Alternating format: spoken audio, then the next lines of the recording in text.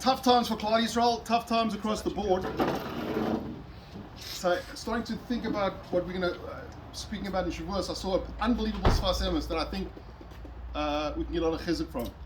So it says like this: if you look at the word, this week's parsha Mitzorah, it's a contraction between two words, motzi rai, which is the elimination of bad.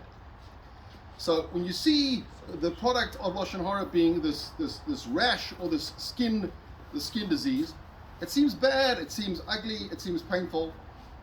But Mitzad Sheni, it's a result of it's a purification of toxins, and we see the end goal.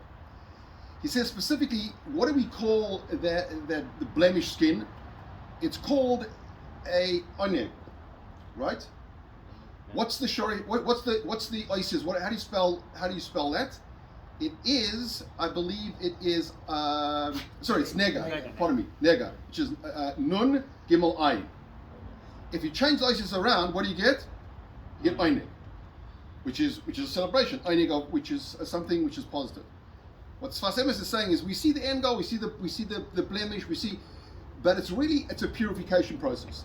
And if you understand that what's happening, what HaKadosh Baruch Hu is showing us as the result of Lashon Hara, before we see the bad, but it's really a purification, and it's a process that Hashem is showing that we go through.